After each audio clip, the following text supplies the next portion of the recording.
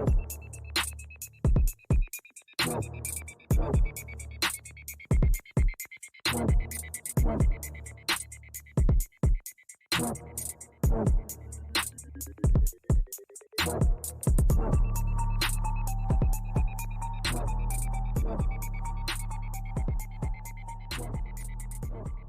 WNBA season has started, and of course, like the shining light has been on Caitlin Clark still, but she's struggled out of the gate. Um, I think the Indian and the Fever are currently 0-4. I think they lost tonight against the Connecticut Sun. Her debut was very, very, very, very subpar. A lot of people are on her back about it. What do you think? What do you think the issue is? Difference in pace, pressure, everything. I mean, we people tried to make her like she's the Michael Jordan of the WNBA or the LeBron James. I mean, whoever you want to say, they're hyping her up like she's the second coming of Jesus. And I mean, I think it's great for the sport to bring attention, but WNBA players come from all over. And I'm going to say this as nice as I can. No one please get offended. But you're hyping a girl up that come from small town Iowa that played at Iowa. And now you're putting her in the spotlight of everything. Cameras everywhere. Every single move she makes. Think the pressure's getting to her? There's pressure. She has no... Everything she does is criticized, scrutinized, double checked, praised. If it's good, it's praised. If it's bad, it's the worst thing ever. Like, people were dogging her so bad after her first WNBA game. You know, and again, I'm not knocking where she's from. It's just when you don't grow up in the big spotlight. Yes, she had it at Iowa, but outside of the NCAA tournament games, how many of her games were really televised nationwide? I mean, she had spotlight, but it wasn't full attention spotlight like it is now. Gotcha. I mean, how much Angel Reese coverage did you hear in the NCAA? Decent amount. Decent amount. How much have you heard of her now? Not too much now. No, and that's exactly. Nice. Yeah, I got you. So I think people are looking too much into it. She's struggling. She's going to get her bumps and bruises. Every professional athlete has them. You don't just come in and be the best. You got to learn. There's a transition. High school to college is different. College to the pros are different. I don't care what sport you're in, how old you are. They all play different. So I think she'll get out of it. It's going to take her a little bit, but I think people just need to stop being so terrible about it. Let her find her way. Gotcha. Horace, what about you, buddy? For full transparency, I'm gonna be honest, straight up honest. I have not been the biggest Caitlin Clark fan while she was in college, but that has changed. I am now a huge fan. I think the ridicule that she has been getting is utterly ridiculous for a multitude of reasons. But for one, clearly physically, she was always going to struggle. Physically, she was always going to struggle. You know, and the WNBA is not doing this girl or her team any favors. Bro, her schedule. They put him in marquee games. Bro, their schedule is insane. They played the champion. You put this girl she played the second best team, the third best team. Like she played the Dana Taurasi, what's that, Brianna? She done played all the stars already, bro.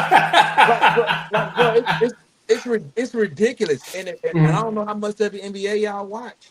The WNBA needs to adopt some of the NBA things. Like, I like that they played tough. They foul. Like when they play D, like they be like, oh, they play D. Yeah, they hand checking like a mom. Like they, you know what I'm saying? The WNBA is it's more physical than the damn NBA. and they are beating Caitlin Clark's ass. Like, bro, they are like this. Did you see the screens? She got another one tonight. She got another one tonight. Oh my goodness. And they're letting some fouls go. They are beating her up, bro. The NBA, the referees aren't calling anything, bro. I watched this game while we doing this. Like I'm glancing at this game. I'm like, damn. Like I watched her get ripped, bro. Yeah. Like straight up, this like you couldn't like the girl could have. She might have well just pushed her on the ground and took the ball. That's basically what it was, bro. Like he like armbarred her, bro. Like boom, like hit her. She kind of fell back a little bit. She took the ball. They scored. That's a foul. Then you tell them to see how they hating on their star, bro. You need an element of not fakeness, but you have to let something ride, bro. The WNBA, I don't even think they understand, bro. They don't even. This is your chance. Yeah. I get what you're saying, bro, and I feel like you have some, you got a little bit what you're talking about. It's kind of like, kind of spot on. I feel like it's like there's a lot of parts to it, and I'll just peel back a couple of layers. The first part is the transition from college basketball to pros. Now in the NBA, you have the draft. They have they have the combine or another combine. They have like a little workout. Then they have summer league, and then the season starts. Okay, this girl just played in the Final Four championship. 2 weeks. Yeah. Got drafted like right after that, and then like preseason starts like a couple weeks after that. So her not being able to transition like that quick from like the way this game is played, the college game is being played, to the NBA. That speed, you can't just pick up that speed that quick. I don't even think she's technically graduated from college yet. Like, they ain't even done that stuff. Right. Well, she did. She actually did. And I saw a nice little video for it because she couldn't make it. Her teammates presented her with her diploma. Huh. You know what I'm saying? So I saw that, and I thought that was pretty cool. But there is no turnaround for her whatsoever. Because they're already talking about, like, okay, hey, Caitlin. And then it kind of plays into what you're talking about, Mike. A lot of pressure. Like, hey, Caitlin, you just did this. You're number one overall. Let's go ahead and get you up in here. Let's get you into training camp. Okay, the preseason start. Here's the season. Good luck. By the way, the Olympics is starting. The practice for the Olympics is coming up pretty soon. So we need you to do that too. Fatigue. That poor girl ain't gonna have no. She ain't gonna have no time this year. But I think she's gonna get it. Eventually, she's gonna get it. She's such a dynamic player, bro. She's gonna get it together. The other part where they're being physical to it, I think that's kind of like, the rites of passage thing. Because you got to understand, like, this league has been around for 25 years, right? A lot of people in this league have paid their dues. But then here we go. Here's somebody who's called America's attention, and that's all we can talk about. And then you telling us, the players who are struggling to even like keep this league afloat, who've been the backbone of the league for so long. You're telling us she's just gonna come in and she's gonna be the golden child? No, fuck that. We're gonna, she's gonna catch some elbows coming across the middle. She's gonna, you know what I'm saying? She's gonna kind of, they're gonna make it rougher. That screen's gonna be a little bit stiffer. You know what I'm saying? When she comes around, of course, and like if people giving Diana Taurasi but that's what she's talking about. You know what I'm saying? I feel you. You know what I'm saying? Because like, she was not wrong with anything she said. You think about it, you know what I mean? Horace, you've had a very successful career in sales. You know what I'm saying? Over time. You let somebody come in and say, hey, Horace, we appreciate what you did so far, but we got this bad motherfucker coming here next. And, you gonna run, we want him to shadow you. You gonna give him some leads or no? You gonna make it, what you gonna do? No, you ain't gonna do it because you gonna tell me, I've been the best for this long. You gonna tell me the next up and coming you praising him and you didn't give me anything? Get out of here. I kind of get it. You know what I'm saying? It's unfortunate. It's unfortunate for her, but that's just the way it is right now. I agree. I'm going against my principles. I'm going against my principles to save this league. because for some reason they feel like, and I feel them, and you can't help but feel that way when you see what the NBA players are making. Because my God, yeah. oh my It's God, a lot. It's but a lot. It's a but lot. But I'm happy. they make the same thing. Somebody Lowe's. Like they're not making no money for They're not real. making. And that's Shout why out to the city of Las Vegas. Did you see what they did for the Aces? The city of Las Vegas decided to give them each individual sponsorships and are paying them $100,000 this season. That's dope, bro. That's a lot more than what they're getting here. But like I think this league, the league is good. The league is good, but with the WNBA, as many times we said this before and talked about the WNBA on the show, they have to work on the marketing for this league. Because before, like we were making jokes like, "Hey man, when do you see a WNBA commercial? Like at midnight, you know what I'm saying? Between Girls Gone Wild commercial, you know what I'm saying? That's when you're seeing this shit. Like in Saturday afternoon, like 1:00, right after an ad for Doink the Clown Wrestling in a Golden Corral parking lot. This is when so this is before they see it, but now you're starting to see it a little bit more. You start getting people more interested in watching the game, and then for the other people also. You got to understand what you're watching. You know what I'm saying? If you go watch a WNBA with NBA expectations, you're going to be upset every time. Mm-hmm. So you got to understand you're watching the WNBA, which is good, which has a good product. You just got to tune in. Yeah. But that's my thing is, so like the player's going to be a player. The player, they're going to be competitive. That's why the WNBA has to protect her. You just can't, bro. What I just watched, bro. What I just seen, I'm like, okay, we get it, y'all. We get it, y'all. Y'all like, hey, nah. We like, I'm talking about every time if she's sticking somebody and they got to come in and protect it.